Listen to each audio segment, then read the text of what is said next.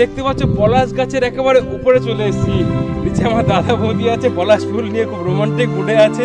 আমিও রোমান্টিক মুডে থাকি অলওয়েজ আর কি। এই প্রথম আমি পলাশ গাছে উঠলাম আর কি, কোনোদিন ওঠেনি। তো যারা BS20 চ্যানেলটা দেখছো তারা অবশ্যই চ্যানেলটি সাবস্ক্রাইব করে ফলো করবে। দাঁড়িয়ে পড়েছি গাছের উপর, সত্যি কথা বলতে পাগল হয়ে গেছে আর কি, যত দেখছি আর কি পাগল হয়ে গেছে। হাই ফ্রেন্ডস, তোমরা দেখছো BS20, আমি বিপ্লব সরকার। চলে এসেছি পুরুলিয়াতে। পুরুলিয়া মানে পলাশ, আর পলাশ মানেই বুঝতে পারছো বসন্ত। বসন্ত এসে গেছে। তো দেখতে পাচ্ছ কত সুন্দর জায়গাতে একটা এসেছি। তো আমরা ধীরে ধীরে এগিয়ে যাচ্ছি পলাশ বনের মাঝখানে। আমি এসেছি মূলত আদ্রাতে এসেছি। আদ্রা থেকে এখন যাচ্ছি হচ্ছে অযোধ্যা পাহাড়ে। তো অযোধ্যা পাহাড়ে যেতে যেতে আমরা দেখতে পাচ্ছি কত সুন্দর একটা জায়গা আছে, একেবারে নিরিবিলি জায়গা। দেখো যেদিকে তাকাবো সেদিকে শুধু পলাশ বন আর পলাশ বন। বাহ বাহ বাহ।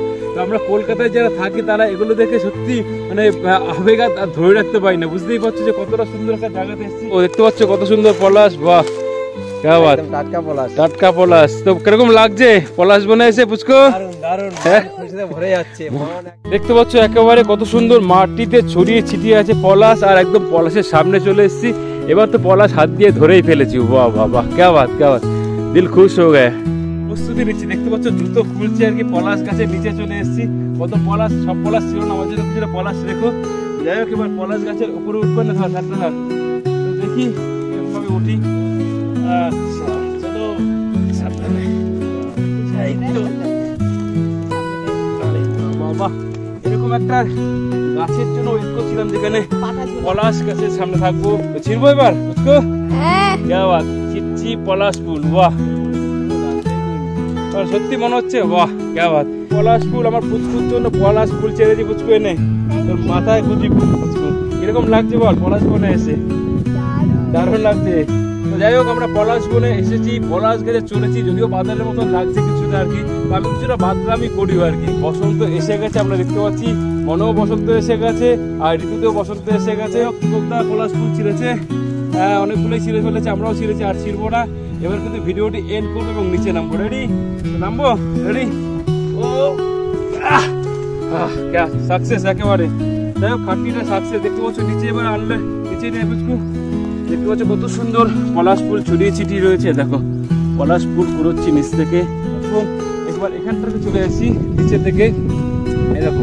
তো যাই হোক, তোমরা এখন অব্দি যারা মনে করবে যে পলাশ বনে আসবে, পলাশ বনে এসে ছবি তুলবে, অনেক দিন অব্দি থাকে। মোটামুটি কতদিন থাকবে? আরো মোটামুটি কম করে তো 1 মাস থাকবেই আর কি, হোলির পরেও থাকবে।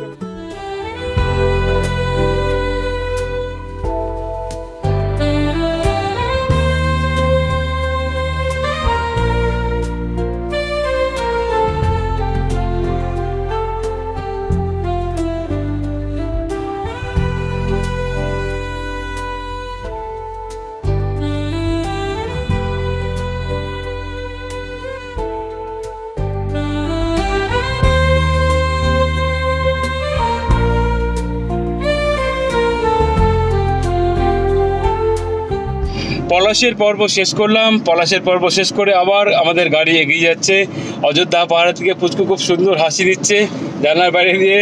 তো যাই হোক, কিরকম লাগলো সবার পলাশ বন? খুব ভালো, ভালো লাগলো পুচকু? কিরকম লাগলো? লোকিতে তোকে তো দেখতেই পাচ্ছি না বা কিরকম। আমার পুরো ভিডিওটি কিন্তু পুচকু করে দিয়েছে আজকে, সুন্দর ক্যামেরা করেছে আজকে, যেভাবে যেভাবে বলেছি।